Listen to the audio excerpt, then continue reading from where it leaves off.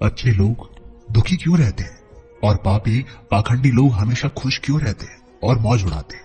इसके दो कारण हैं। दोनों ही कारण आज मैं आपको बताऊंगा। एक नगर में बीमार स्त्री रहती थी। उसकी 3 छोटी छोटी बेटियां थी। जवानी में ही उसका पति गुजर गया। अगर आप ये कहानी सुन रहे हैं तो पूरी सुनिए। इस कथा को आधा अधूरा छोड़कर जाने की गलती मत करिएगा, क्योंकि इस पवित्र कथा को आधा अधूरा छोड़ने से आपको पाप भी लग सकता है। इसलिए इस कथा को पूरा सुने। अगर आप शिव भक्त हैं तो भोलेनाथ का अनादर ना करें। तीनों छोटी छोटी बच्चियों को पालने का भार बेचारी उस अबला पर टल गया था। तीनों बच्चों को लेकर वह विधवा जाए तो जाए कहां। कुछ काम धाम भी नहीं कर सकती थी। ऊपर से समाज के उल्टे सीधे बातें उसे कुछ नहीं करने देती थी। बेचारी लाचार उस महिला को कोई भी सहारा नहीं था। वह अपने पति को याद करके उन बच्चों को जैसे तैसे पाल रही थी। पति के गम में बीमार पड़ गए। उसे उन बच्चियों की चिंता थी, किस तरीके से इनका पालन पोषण होगा।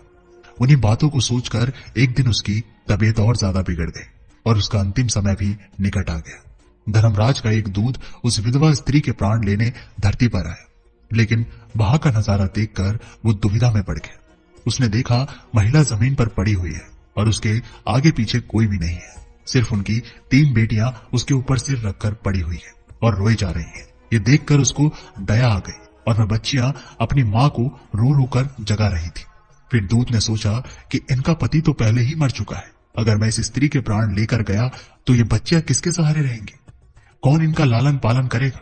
ये सोचकर वह देवदूत उस स्त्री के प्राण बिना लिए ही लौट गया। धर्मराज कहते हैं, तुम तो उस स्त्री के प्राण लेने गए थे, फिर खाली हाथ कैसे आए?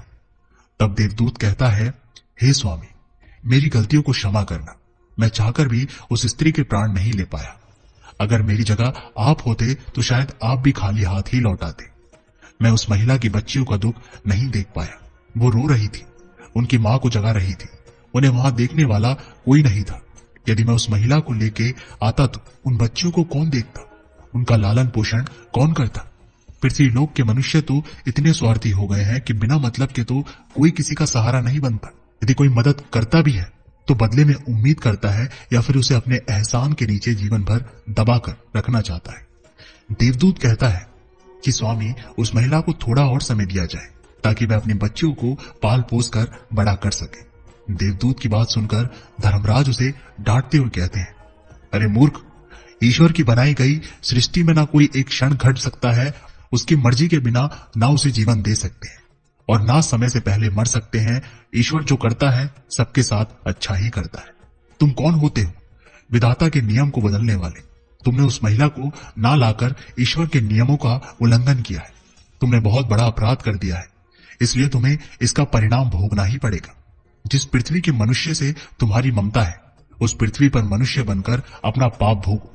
देवदूत कहता है, हे स्वामी, धरती लोक से मेरा उद्धार कब होगा और कैसे होगा? धर्मराज कहता है, धरती पर जाकर तुम अपनी मूर्खता पर 3 बार खिलखिलाकर हंस लोगे तो उस समय ही तुम्हारा उद्धार हो जाएगा। इतना कहकर धर्मराज ने उस देवदूत को धरती पर ढकेल दिया। ये धरती पर मनुष्य शरीर में आ चुका था। उसके शरीर पर वस्त्र नहीं थे। धरती लोक का एक नियम भी है, जो मनुष्य जन्म लेता है उस समय वह नग्न ही होता है। देवदूत ने जन्म तो नहीं लिया और वह निर्वस्त्र ही एक सड़क के किनारे पड़ा हुआ था। ठंड से ठिठुर रहा था। वहां से एक मोची गुजर रहा था। वह मोची अपने बच्चों को ठंड से बचाने के लिए कपड़े ले जा रहा था। रास्ते में ठंड से ठिठुरते एक नग्न व्यक्ति को देखकर उस मोची में दया आ गई। उसने अपने बच्चों का तो कपड़ा नहीं लिए, लेकिन उस देवदूत को कपड़े और कंबल जरूर खरीद दिया और कपड़े लाकर उस देवदूत को दे दिए। देवदूत कहने लगा, भाई, आपने मुझे कपड़े देकर मुझ पर बहुत बड़ा उपकार किया है, लेकिन कपड़े देकर आपने मुझे ठंड से तो बचा लिया, लेकिन मेरे पास ना कोई घर है और ना कोई परिवार है और ना ही कोई भोजन का साधन है।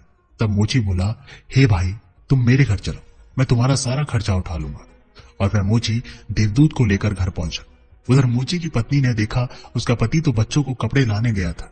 कपड़े तो कुछ लाया नहीं, उल्टा एक आदमी को घर ले आया। पत्नी अपने पति से झगड़ने लगी और उसे भला बुरा कहने लगी। ये देखकर वह देवदूत बहुत जोर जोर से हंस पड़ा। मोची ने पूछा, अरे भाई, तुम हंस क्यों रहे हो? ऐसा क्या देख लिया आपने? तब देवदूत ने कहा, भाई, मेरी हंसी का रहस्य मैं आपको नहीं बता सकता। समय आने पर मैं तुम्हें स्वयं ही बता दूंगा। देवदूत मोची के घर में रहने लगा।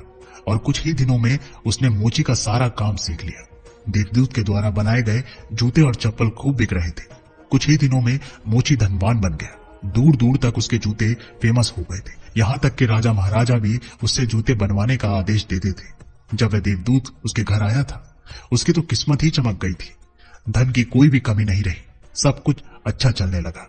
एक दिन की बात है, राजा का एक सैनिक चमड़ा लेकर के उस मोची के पास आया और बोला, देखो, हमारे महाराज इसी चमड़े के बने जूते पहनना चाहते हैं। ये चमड़ा बड़ा ही कीमती है। तुम ठीक से इसके एक जोड़ी जूते तैयार कर दो और ये चमड़ा खराब नहीं होना चाहिए। इस बात का विशेष ध्यान रखना कि इस चमड़े से सिर्फ जूते ही बनने चाहिए। भूल से भी इसकी चप्पल मत बना देना। राजा का सैनिक चमड़ा देकर चला गया। उधर मोची ने भी देवदूत को समझाया कि देखो, राजा वाली बात है, इसमें कोई गलती ना करना। चमड़ा भी बहुत कम है, इसलिए चमड़ा खराब नहीं होना चाहिए। जूते की वह कहकर गया है तो जूते ही बनाना। गलती से यदि चप्पल बना दी तो जटिल से भी जटिल सजा देगा। मोची ने इतना समझने के बाद भी देवदूत ने चमड़े की चप्पल ही बनाई। चप्पल देखकर मोची की सांसें फूल गई। वह देवदूत को डांटने लगा, यहाँ तक कि डंडा लेकर उसे मारने के लिए दौड़ा और कहने लगा, अबे मूर्ख, तुझे बार बार समझाया था कि जूते ही बनाना, लेकिन तूने चप्पल बना दी। अब राजा हमें नहीं छोड़ेंगे, तू भी मरेगा और साथ में मैं भी मारा जाऊंगा। वो हमारे पूरे घर को फांसी लगवा देगा। मोची को अत्यंत दुखी देखकर देवदूत एकदम से खिलखिलाकर हंसने लगा।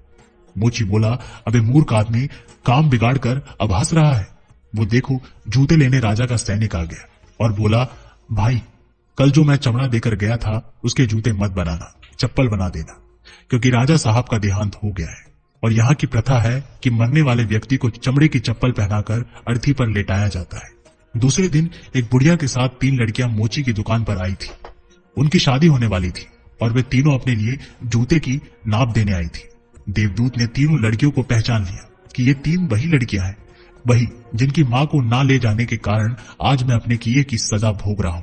और ये लड़कियां काफी बड़ी हो गई है, लगता है अच्छे घर में पली बड़ी मालूम पड़ रही है। बुढ़िया कहती है, हाँ बेटा, बचपन में इनकी मां चल बसी, इसलिए इनको मैंने मेरे पास रख लिया। मेरे पास करोड़ों की दौलत है और दुर्भाग्य से मेरा कोई नहीं है, तो इनको मैंने अपने पास ही रख लिया है। मैंने इनको पढ़ाया लिखाया और अब इनकी बहुत अच्छे से खानदान में इनका विवाह करने जा रही है। लड़कियों का भाग्य देखकर देवदूत सोचता है, परमात्मा जो करता है अच्छा ही करता है। अगर उस समय उसकी मां नहीं मरती तो आज ये भूखमरी में और दरिद्रता में पड़ी रहती। इनकी मां के मरने के बाद आज तीनों लड़कियां बहुत बड़े घराने की बहू बनने जा रही है और इस बुढ़िया की करोड़ों की संपत्ति की मालकिन भी बन चुकी है। ये सब देखकर देवदूत अपनी पहले की मूर्खता को सोच सोचकर जोर जोर से हंसने लगा। मोची ने पूछा, आप क्यों हंस रहे हो? अपनी हंसी का कारण बताओ।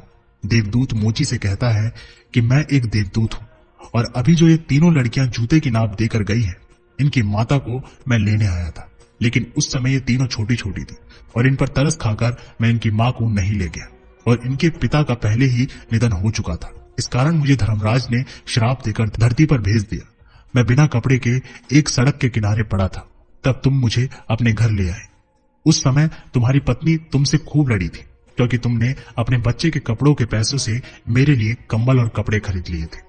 तब मैं पहली बार तुम्हारी पत्नी की मूर्खता को देखकर खूब हंसा था, क्योंकि तुम्हारी पत्नी उस लाभ को नहीं देख पा रही थी जो मेरे आने से तुम्हारे घर में होने वाला था। और दूसरी बार हंसी तब आई जब तुम राजा के जूते नहीं बना सके और तुम डंडा लेकर मेरे पीछे भागे। उस समय तुम राजा के बारे में सोच रहे थे, लेकिन तुमको ये नहीं मालूम था कि राजा के साथ क्या घटना घटने वाली है, जिसके कारण राजा को जूते से अधिक चप्पलों की आवश्यकता पड़ गई। कई बार ऐसा होता है, हम चीजों को देखकर या सोचकर दुख मनाते हैं जो हम उसे देख नहीं पाते, और वह जो लोग होने वाला होता है, कई बार परमात्मा हमारी अच्छाइयां भलाई के लिए हमारे साथ बुरा करता है, पर हम उसे देखकर भगवान को कोसते हैं।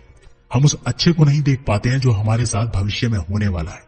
कई बार हमारे साथ वर्तमान में अच्छा होता है तो हम बहुत खुश होते हैं, लेकिन हम ये नहीं देख पाते कि भविष्य में क्या होने वाला है। हमारे साथ 2 तरह की घटना होती है, अच्छी और बुरी, लेकिन हमें हमेशा ये सोचना चाहिए भगवान जो करेगा अच्छा ही करेगा। ये सोचकर आगे बढ़ना चाहिए। अच्छे लोग दुखी इसलिए रहते हैं क्योंकि अच्छे लोगों के साथ बाद में अच्छा हो सके, और दूसरा कारण यह है कि अच्छे लोग हमेशा ईश्वर से जुड़े होते हैं और इनको ईश्वर से जुड़ा रहना ही जरूरी है कि उन पर दुख आते रहना चाहिए। अंत में देवदूत मोची को सब कुछ समझाकर वापस धर्मराज के पास चला गया। तो दोस्तों, उम्मीद करते हैं आप सभी को ये वीडियो अच्छी लगी होगी। हर हर महादेव।